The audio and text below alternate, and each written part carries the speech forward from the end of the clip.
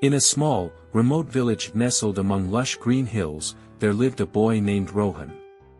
He was an ordinary boy with extraordinary dreams. The village lacked basic amenities, and education was a luxury few could afford. Rohan's family struggled to make ends meet, but he had a burning desire to learn English.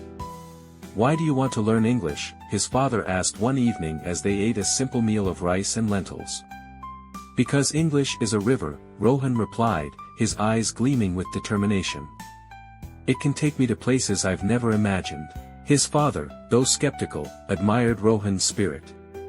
But in their village, where resources were scarce, learning English seemed like an impossible task. Rohan's only source of inspiration was an old, torn English book he had found in a dusty corner of the village library. The book had no cover, and some pages were missing, but Rohan treated it as a treasure. Every night, after finishing his chores, he would sit under a kerosene lamp and try to decipher the unfamiliar words. One day, a schoolteacher named Mr. Sharma came to the village. He had been assigned there by the government and was passionate about education. Seeing Rohan's enthusiasm, Mr. Sharma decided to help him. "English is not just a language," Mr. Sharma explained during their first lesson. "It's a key that can open doors to the world." Under Mr. Sharma's guidance, Rohan began to understand the basics of English. He learned new words, practiced sentences, and even started writing short paragraphs. But the journey was far from easy. The villagers often mocked him. "Why are you wasting your time?" they said. "English won't fill your stomach." Rohan ignored the taunts. He knew he was planting seeds for a brighter future. One day, Mr. Sharma announced a competition in a nearby town. Participants had to deliver a speech in English.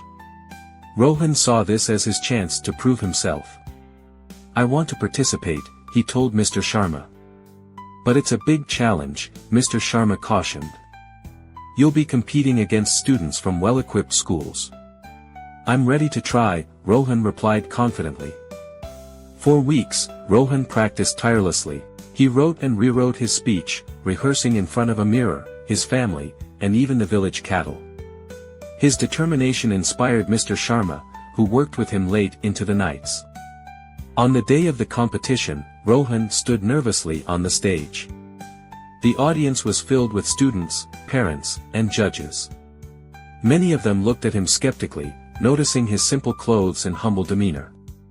But when Rohan began to speak, the room fell silent. "Good morning, respected judges, teachers, and friends," he began, his voice trembling slightly but gaining strength with every word.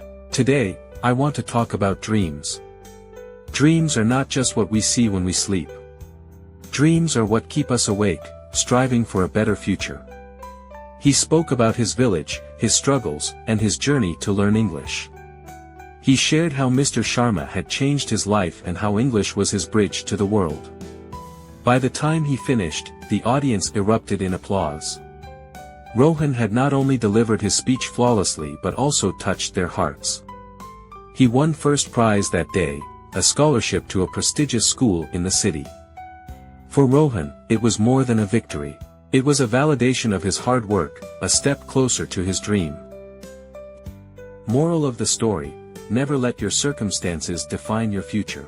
With determination and hard work, even the most impossible dreams can come true. And in the process, you might inspire others to follow their own rivers of dreams.